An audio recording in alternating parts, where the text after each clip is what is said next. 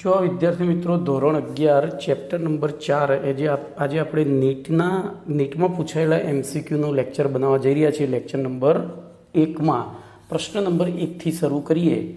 તો પ્રશ્ન નંબર 1નું વિધાન આપ્યું છે તમને સ્ક્રીન ઉપર. નીચેના પૈકી કયા બંધારણ અથવા તો કયું બંધારણ બંધ બનાવવામાં ભાગ લેતા બે પરમાણુઓની બંધ બનાવવાની ક્ષમતાનું સાચું નિદર્શન કરતું નથી? જો તમારો પ્રશ્ન છે ને ક્યાં છુપાયેલો છે ખબર છે? તમારો પ્રશ્ન ક્યાં છુપાયેલો છે ભાઈ? તો પ્રશ્ન અહીંયા છે. એ બે પરમાણુની બંધ બનાવવાની ક્ષમતાનું સાચું નિદર્શન કરતું નથી. તો આપણે હવે 1 બાય 1 જોઈએ. બોલો ફોસ્ફરસ. તો ફોસ્ફરસની બાયતમ કક્ષામાં 5 ઇલેક્ટ્રોન, એટલે વધુમાં વધુ 5 બંધ બનાવી શકે. વધુમાં વધુ 5 બંધ બનાવી શકે. તો જો અહીંયા તમારે પહેલું PH4+ છે, એની અંદર બોલો કેટલા બંધ બનેલા છે? તો 4. એની બંધ બનાવવાની ક્ષમતા એટલે એ વધુમાં વધુ બંધ બનાવી શકતો હોય એટલા બંધ જો બનતા હોય તો એ ક્ષમતા સાચી છે. તો આ સાચું છે, બરાબર. હવે જો અહીંયા નિદર્શન કરતું નથી એવું છે, એટલે આ તો આપણો જવાબ નથી. ચલો પછી ઓક્સિજન. તો ઓક્સિજનની બાહ્યતમ કક્ષામાં 6 ઇલેક્ટ્રોન. જો ઓક્સિજનની બાહ્યતમ કક્ષામાં 6 ઇલેક્ટ્રોન એટલે વધુમાં વધુ 6 અને ઓછામાં ઓછા 2 બંધ બનાવી શકે. તો અહીંયા 2 બંધ બનેલા છે, બરાબર. 2 બંધ આપણે વધુમાં વધુ અને ઓછામાં ઓછા બંને જોવાના અહીંયા. તો જો અહીંયા આપણે જોઈએ ફરીથી, તો PH4માં પીની ઇલેક્ટ્રોન રચનામાં બાહ્યતમ કક્ષામાં 5 ઇલેક્ટ્રોન છે. 5 ઇલેક્ટ્રોન હોય એટલે કાં તો 5 મેળવે અથવા 3 મેળવે અથવા 5 ગુમાવે. તો ઓછામાં ઓછા 3 બંધ બનાવી શકે. ઓછામાં ઓછા 3 બંધ બનાવી શકે અને વધુમાં વધુ 5 બનાવી શકે. તો અહીંયા 4 છે, એનો મતલબ કે અહીંયા એની ક્ષમતા સાચી છે. ચલો એના પછી ઓક્સિજનનો પરમાણુ ક્રમાંક 8 છે. એની ઇલેક્ટ્રોન રચના જોઈએ તો 1s2 2s2 2p4 થાય, બરાબર. એટલે કે એની બાહ્યતમ કક્ષામાં 6 ઇલેક્ટ્રોન છે.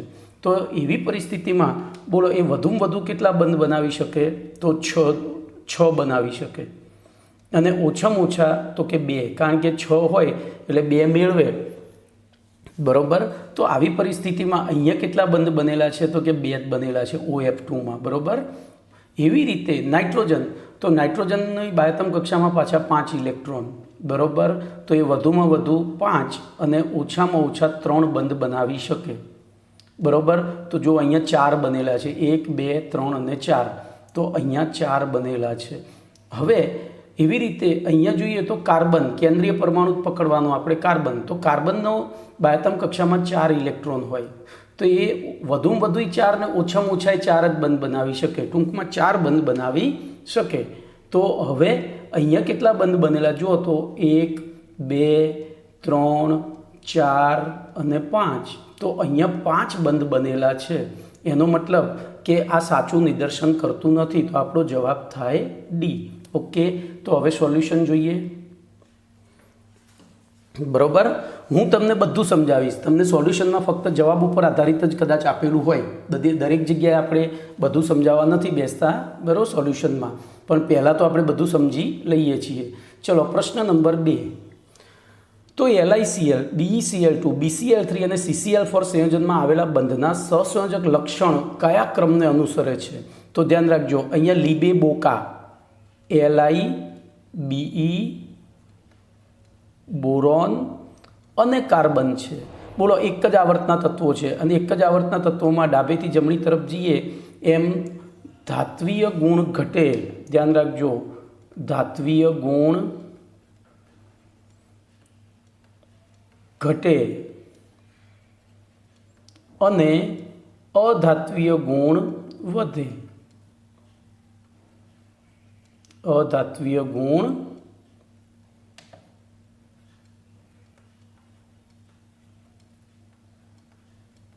વધે. ચલો હવે શું થાય? તો જો સામે એમની સાથે ક્લોરીન જોડાયેલો છે, બધાની સાથે અધાતુ જ જોડાયેલી છે. તો ક્લોરીન અને ક્લોરીન. બોલો આવી પરિસ્થિતિમાં તો ક્લોરીન અધાતુ છે. ક્લોરીન શું છે? અધાતુ. તો બોલો ધાતુ અધાતુ વચ્ચે કયો બંધ બને? આયનીય. પછી આમ જઈએ એમ ધાત્વીય લક્ષણ શું થતું જાય છે? ધાત્વિક લક્ષણ ઘટતું જાય છે. તો LiCl કેવો બંધ હશે? આયનીય બંધ. સામે CCl કેવો હશે? તો સહસંયોજક. કેવો હશે? આ સહસંયોજક. તો બોલો અહીંયા શું થાય? હવે વિચારો તો તમારા પ્રશ્નનો જવાબ શું આવવો જોઈએ બીજાનો? તો સહસંયોજક લક્ષણ કયા ક્રમને અનુસરે છે? ધ્યાન રાખજો. સહસંયોજક લક્ષણ કયા ક્રમને અનુસરે છે? બોલો કયો થાય? તો સૌથી વધુ સહસંયોજક લક્ષણ કયું થાય? બોલો તો CCl4, એનથી ઓછું BCl3, એનથી ઓછું BeCl2 અને એનથી ઓછું ખબર પડી BeCl2 થાય. તો આપણો જવાબ અહીંયા જોજો, આ આયનીય લક્ષણ હતું, આ બાજુ આયનીય છે. LiCl છે એ આયનીય લક્ષણ ધરાવે છે અને પેલો સહસંયોજક. તો આમ જઈએ એમ સહસંયોજક લક્ષણ બોલો શું થાય છે? વધે છે ટૂંકમાં. તો આપણો જવાબ થાય સૌથી ઓછો LiCl, એનથી વધુ BeCl2, બરાબર, પછી એનથી વધુ BCl3 ને એનથી વધુ CCl4. તો આપણો જવાબ C થવો જોઈએ. હવે સોલ્યુશન જોઈએ. બોલો કમ્પ્લીટ C સાચો છે. ઓકે, ચલો એના પછીનો પ્રશ્ન નંબર 3 જોઈએ. તો પ્રશ્ન 3માં છે PO4 3- આયનમાં ઓક્સિજન પરમાણુ ઉપરનો ફોર્મલ વીજભાર અને PO બંધનો બંધ ક્રમાંક અનુક્રમે કેટલો છે? તો ધ્યાન રાખજો, અહીંયા ફોર્મલ વીજભાર એટલે સરેરાશ વીજભાર થાય. ફોર્મલ વીજભાર એટલે એકચ્યુઅલી એનું સૂત્ર છે, પણ આપણે અહીંયા એને, કારણ કે જો આમાં કેમ આવું થશે એના માટે આપણે પહેલું એનું લુઈસ બંધારણ દોરીએ. તો બોલો પીની બાયતમ કક્ષામાં કેટલા ઇલેક્ટ્રોન? તો કે 5. હવે એની સાથે 4 O જોડાયા છે, તો આપણે એને 4 દિશામાં ગોઠવીએ. બોલો 4 દિશામાં ગોઠવ્યા. હવે તો એક O અહીંયા ગોઠવાયો, બરાબર, એને પોતાના ઇલેક્ટ્રોન આ રીતે ગોઠવી દીધા, બરાબર, અને અહીંયા શું બનાવ્યું? Double bond. ચલો હવે બાકીના O શું કરશે? તો બાકીના O આ રીતે ફોસ્ફરસે એક ઇલેક્ટ્રોન ગોઠવ્યો છે, તો એ પણ ફોસ્ફરસ તરફ એક ઇલેક્ટ્રોન ગોઠવશે અને એક બંધ બનાવશે. બોલો આ પણ એ જ રીતે કરશે, આ પણ એ જ રીતે કરશે. બોલો અહીંયા એક ઇલેક્ટ્રોન ગોઠવ્યો, અહીંથી એકની ભાગીદારી કરી, બરાબર, અહીંયા બાકીના તો બરાબર એવી રીતે બોલો અહીંયા પણ એવું જ થયું, આ એકની ભાગીદારી કરી અને બોલો એક પડ્યો રહ્યો. પણ હવે જોજો અહીંયા -3 વીજભાર છે. -3 વીજભાર છે તો એક ઇલેક્ટ્રોન અહીંયા ક્યાંકથી બહારનો આવેલો છે, એટલે એક માઇનસ વીજભાર અહીંયા થાય. એવી રીતે એક ઇલેક્ટ્રોન અહીંથી કોઈ પરમાણુનો એને લૂંટેલો છે તો એક માઇનસ વીજભાર આ ઓક્સિજન ઉપર થાય. એવી રીતે એક ઇલેક્ટ્રોન અહીંયા લૂંટેલો છે તો માઇનસ વીજભાર અહીંયા થાય. તો આવું લુઈસ બંધારણ થાય PO4નું, PO4 3-નું. હવે એમાં ઓક્સિજન ઉપરનો ફોર્મલ વીજભાર, તો જોજો આ 3 ઓક્સિજન છે, આ 3 ઓક્સિજન ઉપર -1 વીજભાર છે અને ચોથા ઉપર 0 છે. તો એવી પરિસ્થિતિમાં બોલો ફોર્મલ વીજભાર હવે -3 ભાગ્યા સરેરાશ કરીએ તો -3/4 કરીએ, બોલો કેટલો થાય? તો જવાબ તમારો થશે -1.75. બરાબર, સોરી 0.75. બોલો ક્લિયર? તો આપણને પહેલો ઓપ્શન મળી ગયો, ફોર્મલ વીજભાર. અહીંયા પર્ટિક્યુલર કોઈ બંધનો કોઈ પણ એક ઓક્સિજન પરમાણુનો પૂછ્યો હોય ને તો પછી આપણે ફોર્મલ વીજભાર પેલું સૂત્ર ભણ્યા હતા એના આધારે શોધવો પડે, પણ અહીંયા આપણને જનરલ પૂછ્યો છે ઓક્સિજન પરમાણુનો જેમ. ઓકે, એટલે બધા ઓક્સિજનનો સરેરાશ લેવો પડે. ચલો હવે PO બંધનો બંધ ક્રમાંક. તો PO બંધમાં જોજો 3 PO બંધ એકલ બંધ છે, જ્યારે એક દ્વિબંધ છે, એટલે 4 બંધ થયા ટોટલ. હવે 4 બંધમાં 5 બંધ થયા, ટોટલ 5 બંધ થયા. તો એ 5 બંધ જે છે એને આપણે કેટલા વડે ભાગવા પડે? તો 4 વડે. તો એવી પરિસ્થિતિમાં બોલો સરેરાશ બંધ ક્રમાંક કેટલો થયો? તો 1.25. તો ફોર્મલ વીજભાર -0.75 અને બંધ ક્રમાંક 1.25 એવો ઓપ્શન એ છે. જુઓ, તો હવે જોઈએ એનું સોલ્યુશન. બોલો કમ્પ્લીટ? તો આ રીતે સમજીને કરીએ તો કશું અઘરું નથી. ચલો એના પછી જોઈએ પ્રશ્ન નંબર 4. નીચેના પૈકી કયું સંયોજન સૌથી વધુ સ્ફટિક લેટીસ ઉર્જા દર્શાવે છે? તો એના માટે સૌથી પહેલાં તો તમારે લેટીસ ઉર્જાની વ્યાખ્યા યાદ કરવી પડે. બોલો લેટીસ ઉર્જાની વ્યાખ્યા શું હતી? તો સ્ફટિકમય ઘન પદાર્થમાં રહેલા આયનોને અનંત અંતરે દૂર કરવા માટે જરૂરી ઉર્જાને, એટલે કે ટૂંકમાં એના લેટિસને તોડવા માટે જરૂરી ઉર્જા. હવે લેટિસને તોડવા માટે ઉર્જા જે જોઈએ એ જેટલો બંધ પ્રબળ હોય એટલી બોલો એ લેટિસ ઉર્જા વધારે હોય. તો હવે અહીંયા ધ્યાન રાખજો, ઋણ આયન તરીકે તો ફ્લોરિન જ છે, ઋણ આયન તરીકે ફ્લોરિન છે. હવે આપણે જોઈએ તો ધન આયન તરીકે પહેલા સમૂહના તત્વો છે.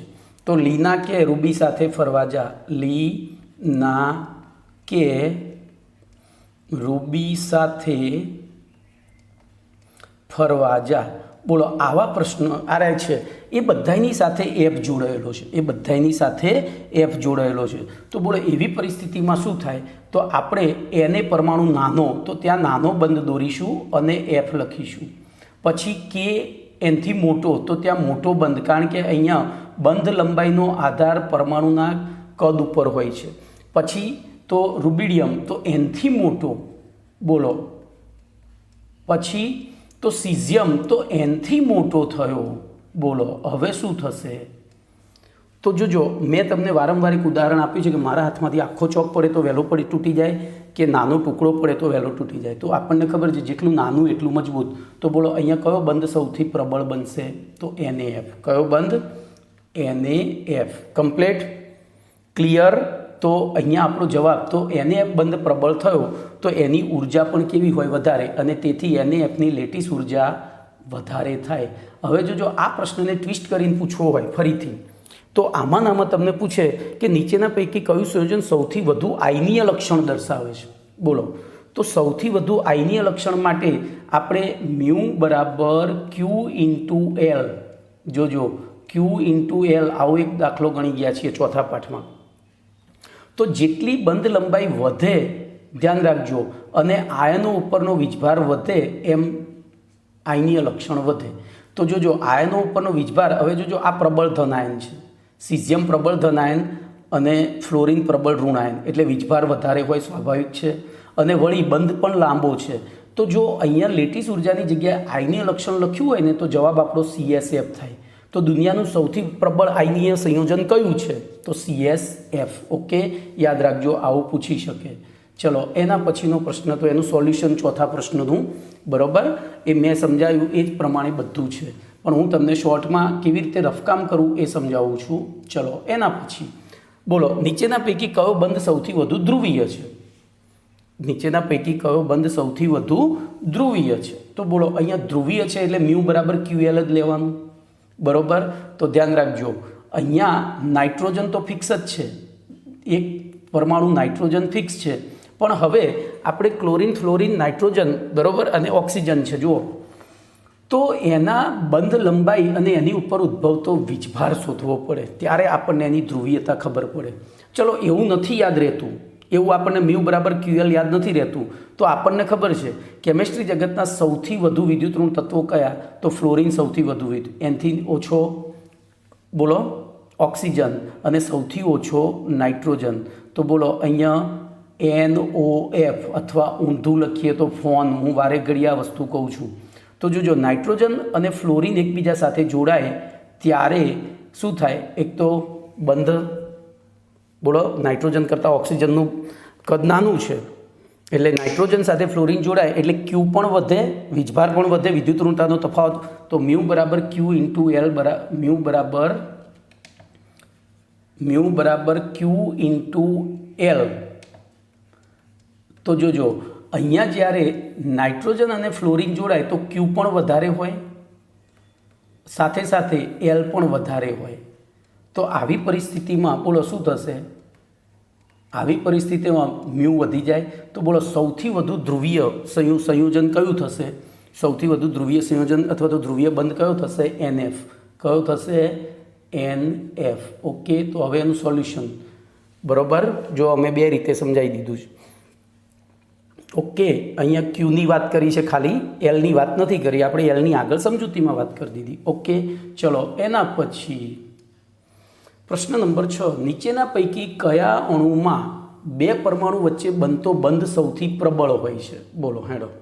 તો હમણાં જ મેં તમને કહી દીધું પ્રબળ બંધ ક્યારે બને, મારા હાથમાં લાંબો બંધ પ્રબળ ક્યારે બને, જોજો હો, તો બે પરમાણુ જે છે એમની એક તો આયનીય લક્ષણ વધારે હોય અને કદ નાનું હોય. તો જો અહીંયા આપણને સી અને એસ, તો જો સિઝિયમ અને સોડિયમ એક જ સમૂહના તત્વો છે. એવી રીતે ફ્લોરિન અને ક્લોરિન એક જ સમૂહના તત્વો છે. તો લીના કે પ્રમાણે જઈએ તો સોડિયમ ઉપર આવે, સોડિયમ ઉપર અને સિઝિયમ નીચે આવે.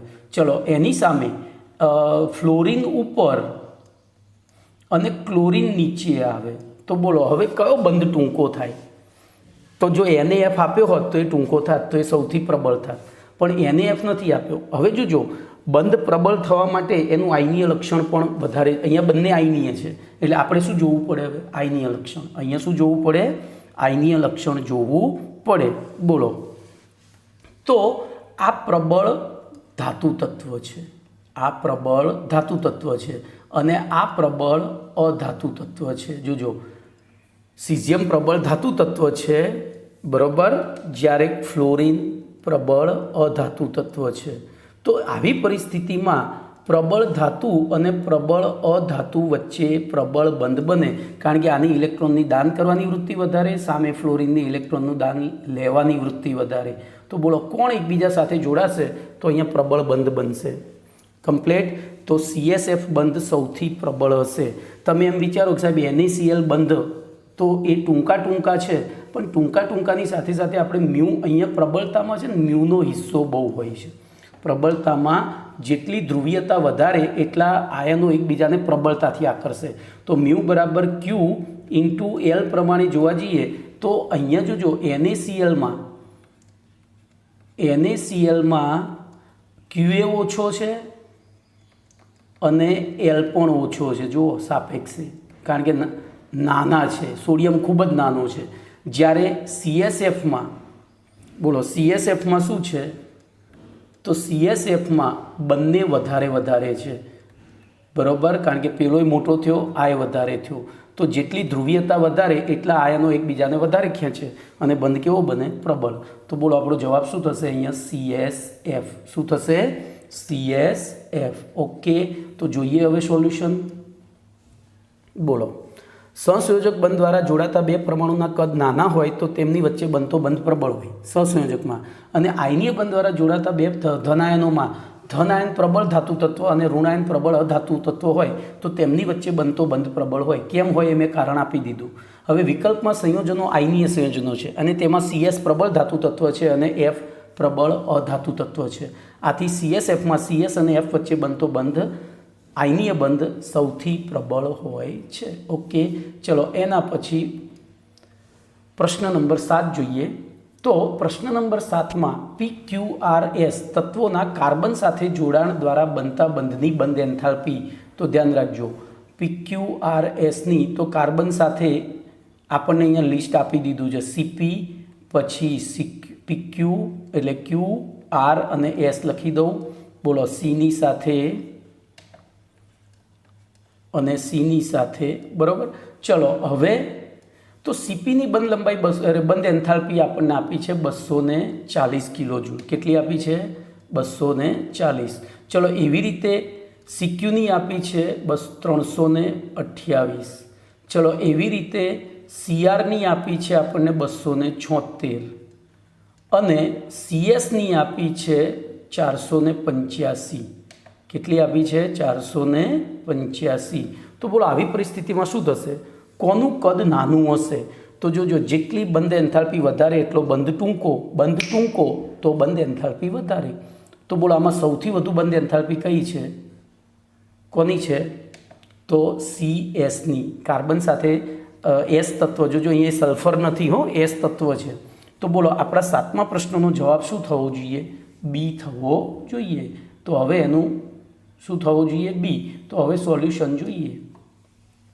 બોલો, કમ્પ્લીટ, ક્લિયર. ચલો એના પછી પ્રશ્ન નંબર 8 જોઈએ. તો પ્રશ્ન નંબર 8માં નીચેના પૈકી કયો અણુ કાયમી દ્વિધ્રુવી ચાકમાત્રા ધરાવે છે? અરે ધરાવતો નથી. જોજો, નેગેટિવ પ્રશ્ન છે. આપણું મગજ હંમેશા પોઝિટિવ વિચારવા માટે ટેવાયેલું છે, એટલે ઉતાવળ કરવાની નહીં. પ્રશ્નમાં જે મહત્ત્વની શબ્દો છે એની નીચે અંડરલાઇન કરજો. જોજો, કાયમી દ્વિધ્રુવી ચાકમાત્રા એટલે એકબીજાની અસરને નાબૂદ ન કરતા હોય તો બોલો કાર્બનનું CH2, તો CH2નું લૂઈસ બંધારણ દોરીએ ને તો આ રીતનું થાય, આ બાજુ ડબલ બોન્ડથી S, આ બાજુ ડબલ બોન્ડથી S, અને આવી પરિસ્થિતિમાં અહીંયા sp સંકરણ ઉદ્ભવે. sp સંકરણ ઉદ્ભવે તો રેખીય, અને રેખીય હોય તો બોલો શું થાય? એકબીજાની અસરને જો અહીંયા કાર્બન કરતાં સલ્ફર વધારે ધ્રુવીય છે તો બંને જે દ્વિધ્રુવી ચાક માત્રાઓ છે એમની દિશા કેવી થશે? એકબીજાથી વિરુદ્ધ. તો એકબીજાથી વિરુદ્ધ થાય તો એની અસરને નાબૂદ કરે તો આની દ્વિધ્રુવી ચાક માત્રા થાય 0. ચલો SO3, તો SO3માં પણ જો શું થાય છે તો SO3માં ડબલ બોન્ડથી 3 O જોડાય, ડબલ બોન્ડથી 3 O જોડાય અને એનું લૂઈસ બંધારણ આવું થાય. હવે આવી પરિસ્થિતિમાં બોલો અહીંયા સમતલીય સંકરણ થયું sp2. કેમ? તો ભાઈ સંકરણમાં પાઈ કક્ષકો ભાગ ના લે એટલે 3 જ બંધ બન્યા, 3 બંધ બન્યા તો આ થયું AB3 પ્રકારનું અણુ. AB3 થાય તો sp2 થાય તો સમતલીય ત્રિકોણ. શું થાય? સમતલીય ત્રિકોણ. બોલો હવે તો વિચારો. તો એવી પરિસ્થિતિમાં બોલો અહીંયા સમતલીય ત્રિકોણ થયા એટલે એક ચાક માત્રા જો સલ્ફર કરતાં ઓક્સિજનની વધારે છે એટલે શું થશે? તો સલ્ફરની ફરતે 3 ચાક માત્રાઓ એક આમ પંખાના 3 પાંખિયાની જેમ ગોઠવાશે, અને પંખાના 3 પાંખિયાની જેમ ગોઠવાય તો બોલો એકબીજાની અસરને શું કરે? નાબૂદ, કારણ કે એકબીજાથી 120 અંશના ખૂણે છે. તો આની દ્વિધ્રુવ ચાક માત્રા પણ 0 થાય, આની પણ 0 થાય. ચલો એવી રીતે H2S, તો H2Sની બાહ્યતમ કક્ષામાં તો સલ્ફરની બાહ્યતમ કક્ષામાં 6 ઇલેક્ટ્રોન, એમાંથી 2ની ભાગીદારી થઈ H સાથે, અને એવી પરિસ્થિતિમાં બોલો અણુ થયો AB2E2 પ્રકારનો. AB2E2 પ્રકારનો થાય તો સંકરણ થયું sp3, સંકરણ થયું sp3 અને આકાર થયો કોણીય. હવે જોજો અહીંયા શું થશે તો આની ચાક માત્રા આ દિશામાં જશે, આ અબંધકારકની આમ જાય, આની આમ જાય, અને આ બંને પાછા સલ્ફર તરફ હોય. આની ચાક માત્રા આમ હોય. યાદ આવે છે આપણે NH3 અને એના માટે ભણ્યા હતા. તો બોલો અહીંયા એકબીજાની પૂરક છે એટલે 0 થાય નહીં, તો not equal to 0, not equal to 0. આ બધી ઇક્વલ ટુ 0 હતી, જોઈ લેજો. ચલો એવી રીતે SO2, તો SO2માં સલ્ફરની બાહ્યતમ કક્ષામાં બોલો કેટલા ઇલેક્ટ્રોન? તો કે 6. તો 2 ઉપર ગોઠવાયા, 2 અહીંયા ગોઠવાયા, અને એની સાથે ડબલ બોન્ડથી O જોડાયો. જુઓ, ડબલ બોન્ડથી O જોડાયો. તો આવી પરિસ્થિતિમાં શું થશે? બોલો આની ચાક માત્રા, હવે જોજો, હવે બધું નહીં લખું તો અહીંયા અણુનો પ્રકાર ABE થયો. ABE થયો તો સમતલીય ત્રિકોણ, પણ એમાં ત્રીજું અબંધકારક છે એટલે આકાર કોણીય થયો. બોલો આની ચાક માત્રા આ દિશામાં ખેંચાયેલી હશે, આની ચાક માત્રા આ દિશામાં, આની ચાક માત્રા આ ઓક્સિજન તરફ, અને આની ઉપર તરફ હોય. બોલો અહીંયા શું થયું પાછું? પણ જોજો અહીંયા 3 ચાક માત્રાઓ સમતલીય ત્રિકોણ આકારે ગોઠવાઈ ખરી, પણ 3 સરખી નથી એટલે નોટ ઇક્વલ ટુ 0. 3 આ પહેલા બેમાં શું હતી? સરખી હતી. તો બોલો આપણો જવાબ શું થાય 8મા પ્રશ્નમાં? તો A અને B બે સાચા છે. જોજો, ખાસ ધ્યાન રાખજો, એ બંને કાયમી દ્વિધ્રુવી ચાક માત્રા ધરાવતા નથી. ઓકે. હવે તો 1994માં પૂછાયેલો પ્રશ્ન છે એમાં જવાબ 2 થાય, SO3 થાય અને બરાબર. ચલો એના પછી આપણે જઈએ આગળ, તો આનું સોલ્યુશન જોઈ લઈએ પહેલાં. બોલો એનું સોલ્યુશન તમને સ્ક્રીન ઉપર બધું જ લખીને આપ્યું છે. મેં જે રફકામ કર્યું એ શબ્દોમાં અહીંયા લખીને આપ્યું છે, એટલે તમારે રફકામ કરતાં શીખવાનું છે. ચલો એના પછી 9મો પ્રશ્ન જોઈએ. તો H2O દ્વિધ્રુવીય છે જ્યારે BeF2 દ્વિધ્રુવીય નથી. બોલો, એટલે કે H2O દ્વિધ્રુવી ચાક માત્રા ધરાવે છે જ્યારે BeF2 દ્વિધ્રુવી ચાક માત્રા ધરાવતો નથી. કારણ કે તો બોલો H2Oનું તો O કેન્દ્રીય પરમાણુ, O કેન્દ્રીય પરમાણુની બાહ્યતમ કક્ષામાં 6 ઇલેક્ટ્રોન, એ 6 ઇલેક્ટ્રોન જે છે એમાંથી 2 H સાથે ભાગીદારી કરી. બોલો H સાથે ભાગીદારી કરી તો અણુ કયા પ્રકારનો થયો? તો કે AB2E2 પ્રકારનો, AB2E2 પ્રકારનો. બરોબર, એટલે કે સંકરણ થયું sp3, સંકરણ sp3 થયું તો આકાર થયો. બોલો અહીં એકચ્યુઅલી સમચતુષ્ફલકીય થવો જોઈએ, એની જગ્યાએ કેવો થશે? 2 અબંધકારક છે એટલે તો કોણીય થયો. કેવો થયો? કોણીય. બરોબર, કોણીય. ચલો હવે તો કોણી આપણે દોરીએ અહીંયા આમ ઓક્સિજન હાલ H2Sનો દોર્યો તો એવો ને એવો થશે. બોલો અહીંયાથી આમ અને અબંધકારક ઇલેક્ટ્રોન યુગ્મો 2 છે ત્યાં ભાઈ 2 અબંધકારક ઇલેક્ટ્રોન યુગ્મો છે એટલે શું કરે અબંધકારક ઇલેક્ટ્રોન યુગ્મની ચાક માત્રા કેન્દ્રીય પરમાણુથી દૂર તરફ હોય આ રીતે કેન્દ્રીય પરમાણુથી દૂર તરફ હોય બરાબર. તો જ્યારે અહીંયા કેવું થશે તો બોલો આ 2Hની ઓક્સિજન તરફ હશે કારણ કે હાઇડ્રોજનની વિદ્યુત ઋણતા ઓછી છે બરાબર. તો એમની આ તરફ હશે તો બોલો અહીંયા પરિણામી ચાક માત્રા શૂન્ય થઈ નહીં બરાબર. પરિણામી ચાક માત્રા શૂન્ય થઈ નહીં તો ઇઝ નોટ ઇક્વલ ટુ 0 લખી દો એટલે કે એ કેવો થયો દ્વિધ્રુવીય. જ્યારે BeF2 તો BeF2માં ધ્યાન રાખજો બીનો પરમાણુ ક્રમાંક 4 એની બાહ્યતમ કક્ષામાં 2 જ ઇલેક્ટ્રોન હોય તો એ 2 ઇલેક્ટ્રોને એકે F સાથે ભાગીદારી કરી Fના એક સાથે અને બીજાએ પણ F સાથે ભાગીદારી કરી.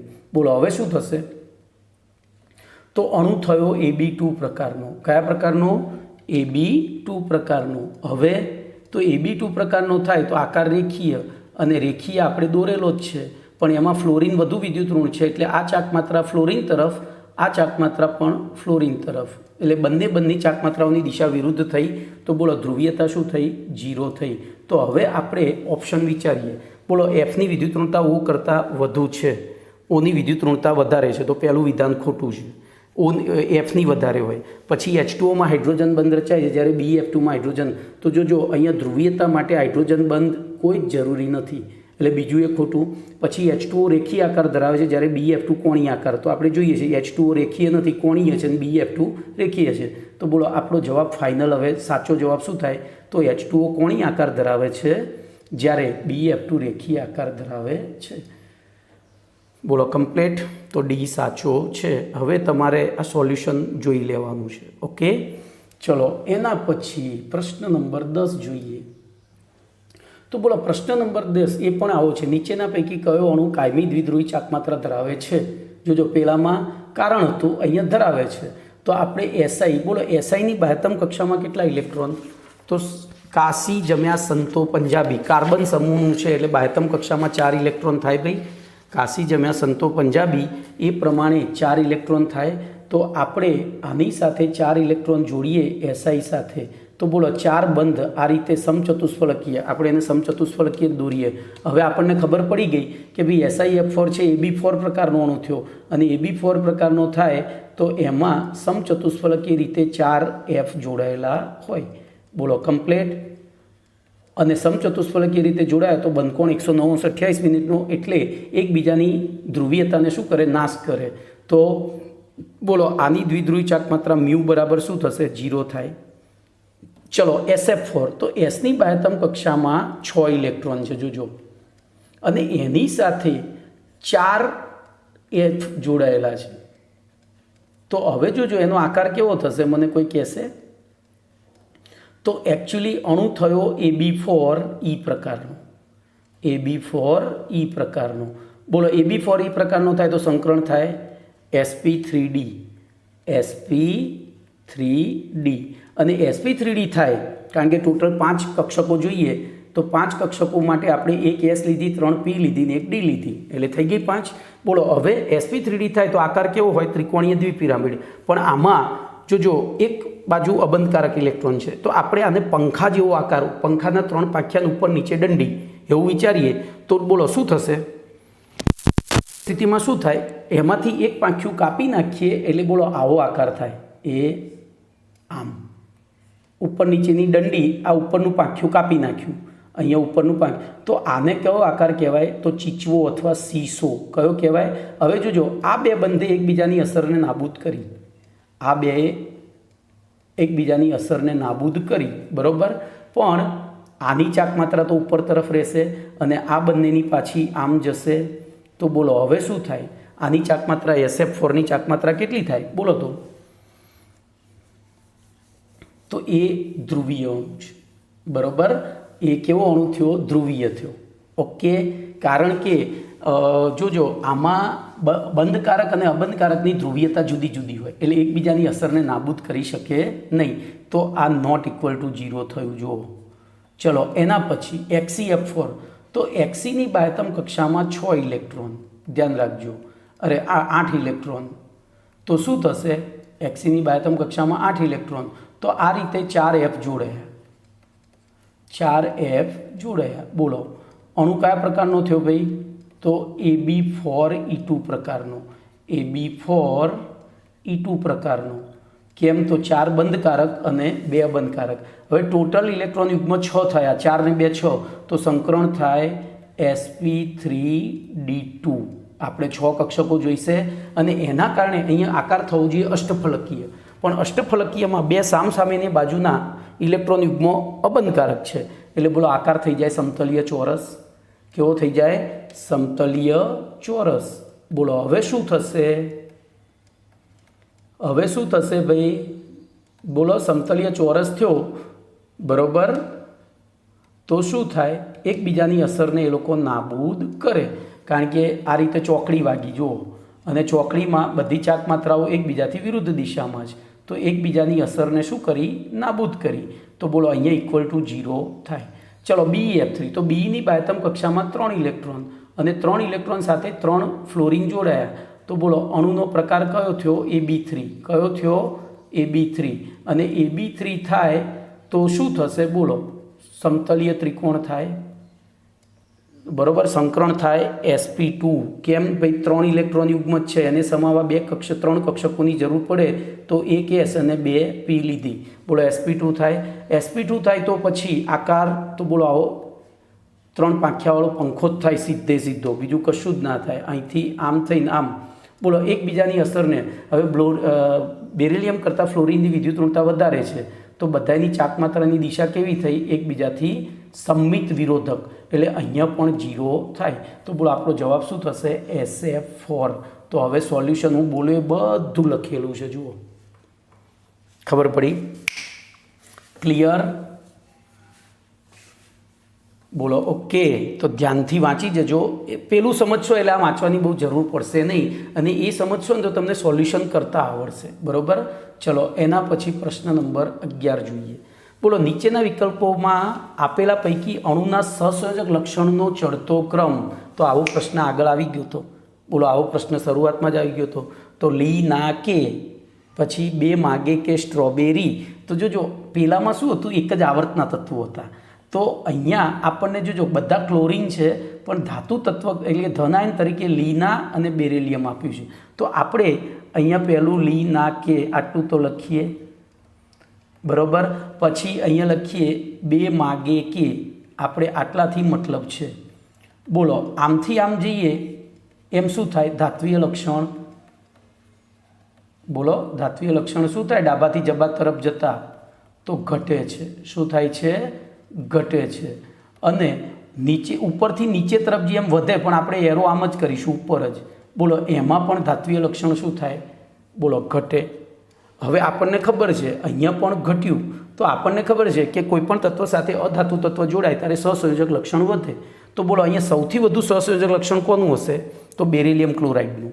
એનાથી ઓછું લિથિયમ ક્લોરાઇડનું, અને એનાથી ઓછું સોડિયમ ક્લોરાઇડનું. તો બોલો આવો કોઈ ઓપ્શન છે? બેરિલિયમ ક્લોરાઇડ, લિથિયમ ક્લોરાઇડ અને સોડિયમ ક્લોરાઇડ. તો ઓપ્શન બી છે. જુઓ 11મા પ્રશ્નમાં ઓપ્શન બી છે, બરાબર. ખબર પડી? અરે સોરી, બી નહીં, ઊંધો છે, હું બોલવા એ ગ્રેટર દેન છે. બોલો સૌથી વધુ, મારી ભૂલ થઈ. બોલો સૌથી ઓછો આપણે ઉતરતા ક્રમમાં લેવાનું છે, તો સૌથી ઓછો થાય NaCl, ચડતા ક્રમમાં લેવાનું છે, સોરી હો.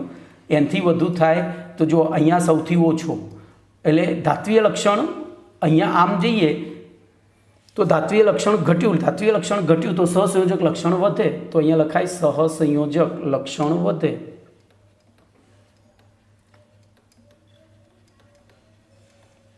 લક્ષણ વધે. બોલો કમ્પ્લેટ. તો આવી પરિસ્થિતિમાં NaCl, એમાં Na સૌથી વધુ ધાત્વીય, તો NaCl કરતાં LiCl વધુ સહસંયોજક, અને LiCl કરતાં BeCl2 વધુ સહસંયોજક. મેં પહેલું સમજાવ્યું સાચું જ હતું, ખાલી આપણે ગ્રેટર દેન લેસ દેનમાં. તો અહીંયા જોજો આખો ક્રમ એનો એ છે, પણ અહીંયા શું આપ્યું છે? લેસ દેન થઈ ગયા, જુઓ, એટલે કે ઊંધો ક્રમ છે. તો આપણો સાચો જવાબ શું થાય? બરાબર. તો જોઈએ હવે સોલ્યુશન. બોલો કમ્પ્લીટ, ધ્યાનથી જોઈ લો. બધી જ સમજૂતી આપી છે, તમારે સમજવાનું છે ખાલી. અને જી નીટમાં આવી રીતે સમજશો તો હું નથી માનતો કે તમારો એક પણ એમસીક્યુ ખોટો પડશે. એક પણ એમસીક્યુ ખોટો પડે એવા કોઈ ચાન્સીસ છે જ નહીં. ઓકે,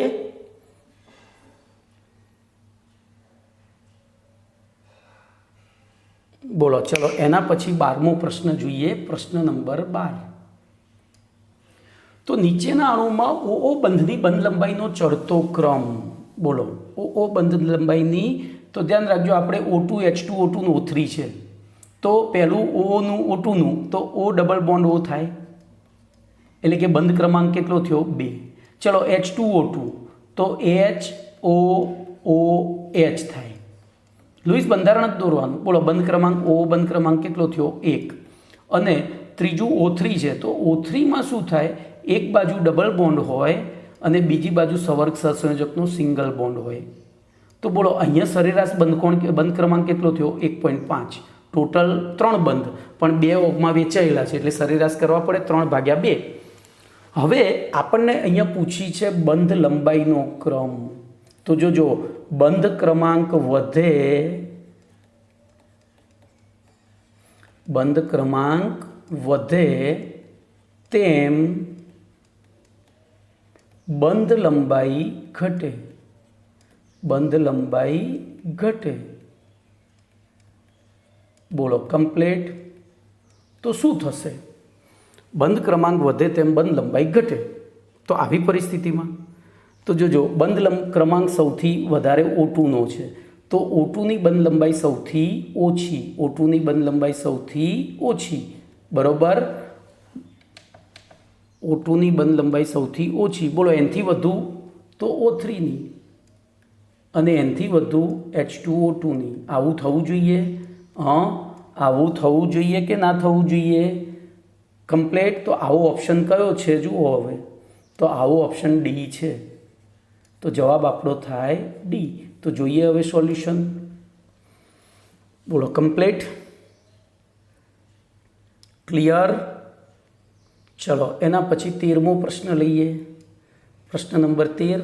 બોલો એન અને એફની વિદ્યુત ઋણતાનો તફાવત એન અને એચની વિદ્યુત ઋણતાના તફાવત કરતાં વધુ છે, તેમ છતાં NH3ની દ્વિધ્રુવચાક માત્રા 1.5 છે અને NF3ની દ્વિધ્રુવચાક માત્રા 0.2 છે. તો આના માટે તમારે કશું જ કરવાનું નથી, બંનેના લુઈસ બંધારણ દોરવાના. ધ્યાન રાખજો, હું સીધું જ દોરી કાઢું છું. એનની ઉપર અબંધકારક ઇલેક્ટ્રોન યુગ્મ અને અહીંયા ત્રિકોણીય પિરામિડ આકારે 3H હોય. ધ્યાન અહીંયા રાખજો, આપણે આ બેઠો ચોપડીનો પ્રશ્ન છે, બરોબર. બોલો આની ચાક માત્રા કોની તરફ દોરવાયેલી છે? તો નાઇટ્રોજન તરફ. આની પણ નાઇટ્રોજન તરફ અને આની પણ નાઇટ્રોજન તરફ, કારણ કે નાઇટ્રોજન વધુ વિદ્યુત ઋણ છે. અને અબંધકારક ઇલેક્ટ્રોન યુગ્મની કેન્દ્રીય પરમાણુથી દૂર તરફ. તો બોલો આમાં બધામાં ચાક માત્રાની દિશા કેવી થઈ? દ્વિધ્રુવી ચાક માત્રા જે બંધની ધ્રુવીયતાની દિશા કેવી થઈ? તો પૂરક થઈ. કેવી થઈ? પૂરક. બોલો હવે શું થશે? હવે આપણે દોરીએ NF3. તો NF3માં ધ્યાન રાખજો, એમાં પણ 3F દોરવાના, બરોબર. 3F દોરવાના Hની જગ્યાએ, અને ઉપર અબંધકારક ઇલેક્ટ્રોન યુગ્મ. બોલો અબંધકારક ઇલેક્ટ્રોન યુગ્મની ચાક માત્રા ઉપર તરફ જાય. આ 3ની કોની તરફ જશે? ફ્લોરિન તરફ. આમની ફ્લોરિન તરફ જાય. બોલો હવે શું થાય? તો અહીંયા જોજો, એકબીજાથી વિરોધક દિશાઓ છે અને વિરોધક હોય તો એકબીજાની અસરને શું કરે? નાબૂદ કરે. તો પછી કોની ચાક માત્રા વધારે થાય? ભાઈ ધ્રુવીયતા કોની વધારે થાય? તો NH3ની વધારે થાય. તો આપણે હવે આમાંથી કારણ, જો આટલું સમજીએ, હવે કારણ જોઈએ. તો પહેલો ઓપ્શન છે NH3માં આણ્વીય દ્વિધ્રુવ અને બંધના દ્વિધ્રુવ. જોજો આ જે આ છે ને, જે આણ્વીય દ્વિધ્રુવ કહેવાય. અબંધકારક ઇલેક્ટ્રોન યુગ્મનો જે દ્વિધ્રુવ છે એને આણ્વીય દ્વિધ્રુવ કહેવાય. તો આણ્વીય દ્વિધ્રુવ અને બંધના દ્વિધ્રુવ એકબીજાથી વિરુદ્ધ દિશામાં છે, જ્યારે NF3માં આણ્વીય દ્વિધ્રુવ અને બંધના દ્વિધ્રુવ એક જ દિશામાં છે. તો બોલો પહેલું વિધાન ખોટું છે. આપણે જે લખ્યું એના કરતાં ઊંધું છે. પહેલું વિધાન ખોટું. ચલો બીજું. તો NH3 અને NF3 બંનેમાં આણ્વીય દ્વિધ્રુવ અને બંધના દ્વિધ્રુવ એક જ દિશામાં છે, તો એ પણ ખોટું. ચલો NH3માં આણ્વીય દ્વિધ્રુવ અને બંધના દ્વિધ્રુવ એક જ દિશામાં છે, તો એ સાચું થયું. જ્યારે NF3માં આણ્વીય દ્વિધ્રુવ અને બંધના દ્વિધ્રુવ એકબીજાથી વિરોધક છે, તો સી સાચો થયો. જુઓ, અને NH3 અને NF3 બંનેમાં તો એકબીજાથી વિરુદ્ધ છે તો એ પણ ખોટું થયું. તો આવું શાંતિથી વિચારી દઈએ તો આપણો જવાબ ક્યારેય ખોટો પડે નહીં. હવે સોલ્યુશન જોઈએ. બોલો, છે કમ્પ્લીટ? શાંતિથી વાંચી જાઓ. ચલો, શાંતિથી વાંચી જાઓ. આખું સમજૂતી મેં આપી દીધી છે, કમ્પ્લીટ. ચલો, એના પછી પ્રશ્ન નંબર બોલો 14. CO2 માઇનસ CO2માં તો CO, ધ્યાન રાખજો, COનું લુઈસ બંધારણ સમજો, બહુ મહત્વનો પ્રશ્ન છે, બરોબર. તો જોજો, આણ્વીય કક્ષક સિદ્ધાંત અનુસાર અને લુઈસ બિંદુ નિરૂપણ અનુસાર CO અણુમાં Cનો બંધ ક્રમાંક 3 છે. જોજો, આ યાદ રાખવું પડે, ધ્યાન રાખો. હું હવે તમને શીખવાડી જ દઉં. CO, મેં તમને ટ્રીક આપી હતી. CO આવે શિવાનું મંદિર, અને બરોબર યાદ આવે છે, શિવાનો મંદિર, એવું કંઈક મેં ટ્રીક આપી હતી. આમ તો આપણને ખબર છે, હટ્ટુથી નટ્ટુ સુધી, બોલો, હટ્ટુથી નટ્ટુ સુધી 4 પગથિયા અને મંદિર. પછી નટુ ઉપર જઈએ તો મંદિરે ગઈ, શક્કરપારાનો પ્રસાદ લીધો અને ઘેર આવતા રહ્યા. તો શિવાના મંદિરનો પ્રસાદ, શિવાના મંદિરનો પ્રસાદ. તો જોજો, શિવાનું મંદિર હોય એટલે મંદિર હોય તો આપણે શું કરવું પડે? શિવોમાં તો આ રીતે એનો આણ્વીય કક્ષક ચિતાર થાય. 1 2 3 4 અને પછી 2 મંદિર બને. એટલે આ રીતે કક્ષકો થઈ, આણ્વીય કક્ષકો, બરોબર. એમાં પહેલી બંધકારક, પછી અબંધકારક, પછી બંધકારક, પછી અબંધકારક, પછી આ બંધકારક અને આ અબંધકારક, બરોબર. એમાં જોજો, પહેલી સિગ્મા 1s, પછી બીજી સિગ્મા 2s, પછી sigma 1s, sigma star 1s, પછી sigma 2s, sigma star 2s, પછી પાઈ 2px, પાઈ 2py, પછી ઉપર સિગ્મા 2pz, પછી પાછું પાઈ 2px સ્ટાર, પાઈ 2px વાય સ્ટાર, અને અહીંયા સિગ્મા સ્ટાર 2pz થાય. તો હવે કાર્બનના 6 અને ઓક્સિજનના 8, કુલ 14 ઇલેક્ટ્રોન ભરીએ તો 2 4 6 8 9 10 11 12 13 અને 14 થયા. તો બોલો, બંધકારક ઇલેક્ટ્રોન કેટલા થયા? તો 6 અને 4 10 થયા. અબંધકારક કેટલા થયા? તો કે 4 ભાગ્યા 2 કરીએ તો જવાબ તમારો થાય 3. એટલે કે શિવામાં બંધ ક્રમાંક 3 છે. CO માં બંધ ક્રમાંક 3 છે. ચલો, CO3. તો CO3માં લુઈસ બંધારણ દોરીએ તો Cની બાહ્યતમ કક્ષામાં 4 ઇલેક્ટ્રોન, એમાંથી એક O ડબલ બોન્ડથી જોડાયો, બાકીના 2 O સિંગલ બોન્ડથી જોડાયા, અને એમની ઉપર માઇનસ વીજભાર આવ્યો એટલે એમની અષ્ટકૃતના પણ પૂર્ણ થઈ ગઈ. ભાઈ, હવે હું આખું લુઈસ બંધારણ દોરવા નહીં રહું. તો બોલો, અહીંયા ટોટલ 4 બંધ છે પણ 3માં વહેંચાયેલા છે. તો 4 ભાગ્યા 3 કરીએ, 4 ભાગ્યા 3 કરીએ તો બોલો 1.33 થાય. તો બોલો, CO3માં બંધ ક્રમાંક 1.33 છે. કેટલો છે? CO3માં 1.33. ચલો, CO2 લઈએ તો CO2માં તો Cની ફરતે 2 બાજુ ડબલ બોન્ડ છે, double bond O, double bond O. તો બોલો, એનો બંધ ક્રમાંક બંને બાજુ 2 છે એટલે સરેરાશ પણ 2 જ થશે. તો બોલો, અહીંયા બંધ ક્રમાંક 2 થયો. હવે આપણને ખબર છે કે બંધ ક્રમાંક વધે એમ બંધ લંબાઈ શું થાય? ઘટે. બંધ ક્રમાંક, અહીંયા લખું છું, બંધ ક્રમાંક વધે તેમ બંધ લંબાઈ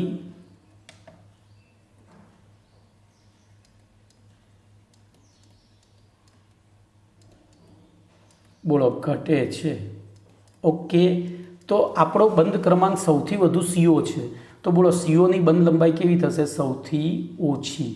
તો CO સૌથી ઓછી. પછી બીજા નંબરે CO2 છે, બંધ ક્રમાંકમાં 2 છે, તો એનથી વધુ તો CO2, અને સૌથી ઓછી થશે CO3 2 માઇનસ. શું થશે? CO3 2 minus. બોલો, તો આવો ઓપ્શન છે CO2. તો 14માં જુઓ, C ઓપ્શન છે તમારો એવો જ. ઓકે. તો અહીંયા તમારો જવાબ થયો, જોઈ લેજો. ઓકે, આપણે ત્યાં બધું સમજાયું ને અહીંયા લખ્યું છે. ઓકે, ચલો, એના પછી 15મો પ્રશ્ન લઈ લઈએ.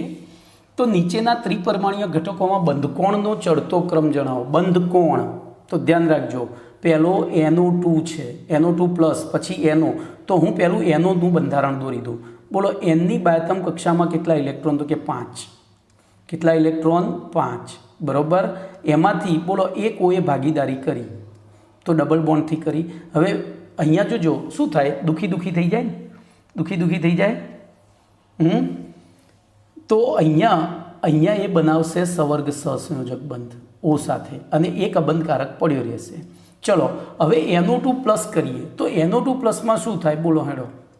તો NO2 પ્લસમાં ધન વીજભાર આવે ને ત્યારે હંમેશા ઓછા વિદ્યુત ઋણ ઉપર ધન વીજભાર આવે એટલે કે આ ઇલેક્ટ્રોન જતો રહે. તો બોલો અહીંયા ડબલ બોન્ડ અને અહીંયા સિંગલ બોન્ડથી O આવે. ચલો પછી NO2 માઇનસ, તો NO2 માઇનસમાં શું થાય ખબર છે? તો અહીંયા ડબલ બોન્ડ, ધ્યાન રાખજો આ બે પડ્યા રહે અને અહીંયાથી એકની સાથે ઓની ભાગીદારી થઈ હોય પણ ત્યાં એક બહારનો ઇલેક્ટ્રોન આવીને માઇનસ બનાવે. તો બોલો NO2 કયા પ્રકારનો ઇલેક્ટ્રોન થયો? તો કયા પ્રકારનો અણુ થયો? તો Ab2E. જોજો હું તમને ખબર પડે માટે Ab2E. NO2 કયા પ્રકારનો થયો ભાઈ?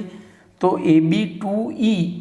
એક આખો નથી પણ આપણે E½ લખવો પડે પણ ચાલે, એક આખો નથી. ઓકે ચલો એવી રીતે આ કયા પ્રકારનો થયો? તો Ab2 થયો. આ કયા પ્રકારનો થયો? દેખાય છે ને, બે બંધકારક જ છે. અને આ કયા પ્રકારનો થયો? તો Ab2E પ્રકારનો થયો. આમાં E આખો છે.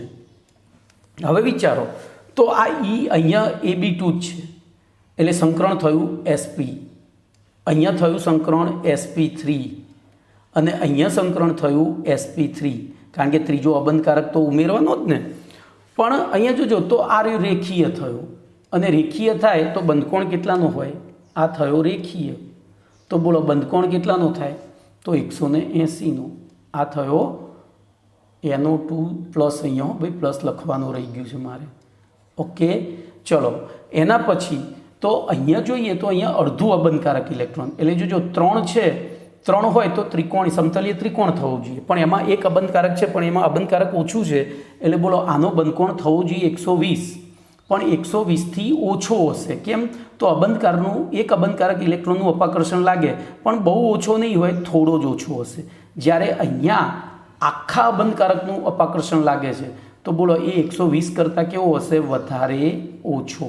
તો બોલો હવે સૌથી વધુ બંધકોણ કોનો થાય? સૌથી ઓછો બંધકોણ કોનો થાય? તો NO2 પ્લસનો. કોનો થાય? NO2 પ્લસનો. બરાબર.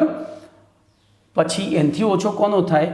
તો NO2નો થાય. અને સૌથી વધુ કોનો થાય? તો NO2, એક મિનિટ મારી ભૂલ થઈ ભાઈ, આ NO2 માઇનસનો થાય. આ 120થી સૌથી ઓછો, 120 કરતાં ઓછો એટલે પહેલો થાય NO2 માઇનસ, સૌથી ઓછો. પછી એનથી વધુ 120 કરતાં થોડો જ ઓછો તો NO2 થાય. બોલો અને સૌથી વધુ તો NO2માં 180 હતો તો આ થયો NO2 પ્લસ. કમ્પ્લેટ. તો જવાબ તમારો થાય D. તો સોલ્યુશન જોઈ લઈએ. ઓકે કમ્પ્લેટ, ક્લિયર, ખબર પડી ગઈ? ધ્યાનથી જોઈ લેજો. તો બસ અહીંયા છીએ બીજું નેક્સ્ટ લેક્ચરમાં. બરાબર, બીજું હવે નેક્સ્ટ લેક્ચરમાં.